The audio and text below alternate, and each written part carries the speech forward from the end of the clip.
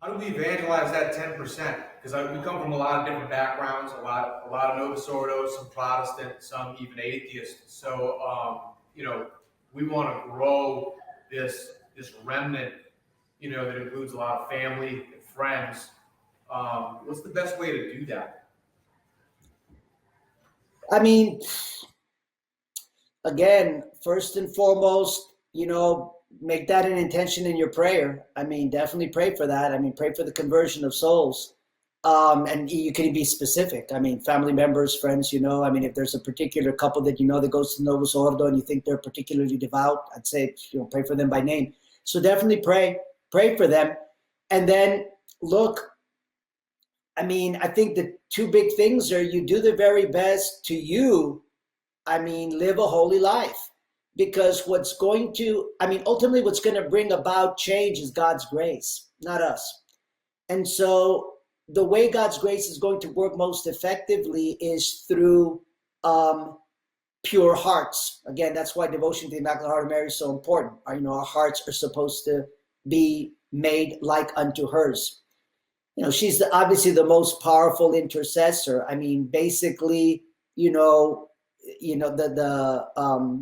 the saints tell us that her power is unlimited. I mean, basically, her power is infinite. And her power is infinite, they tell us not by nature, but by grace. Only God is all powerful by nature. But he has willed to place that kind of power in his mother.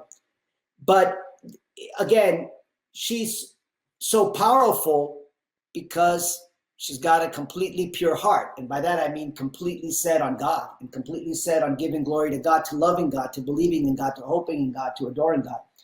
And so what do? Look, you really work hard to grow in holiness because more than your words, that's what's going to do it. That's what's going to make your prayer more effective.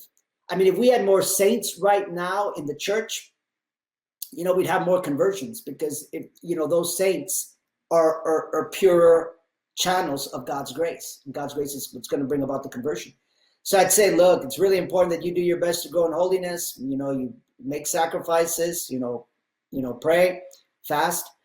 But the other thing then is try to evangelize those people as best as you can. Encourage them to go to the Latin Mass. Try to get them to learn more about why the Latin Mass is so important. Help them to learn the message of Our Lady of Fatima.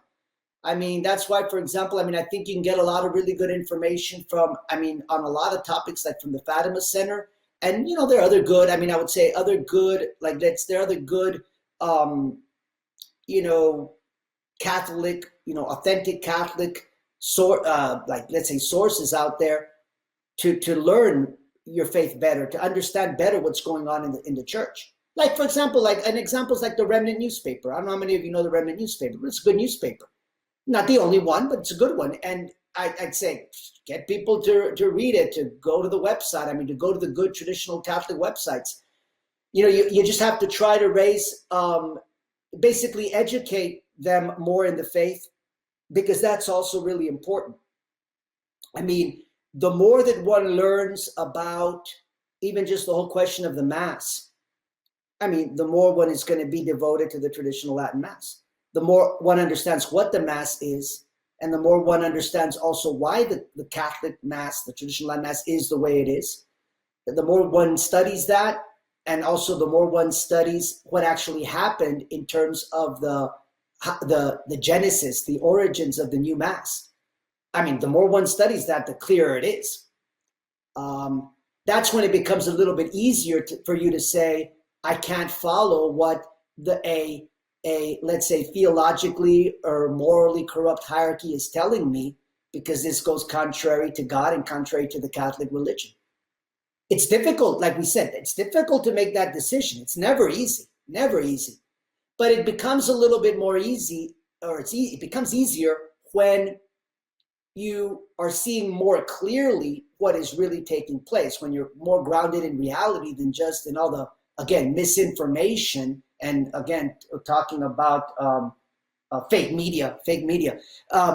When you're not relying on all the false information and all the fake Catholic media that's out there and that's been, putting out all these falsehoods about what's been going on or yeah, with the changes that took place in the Mass.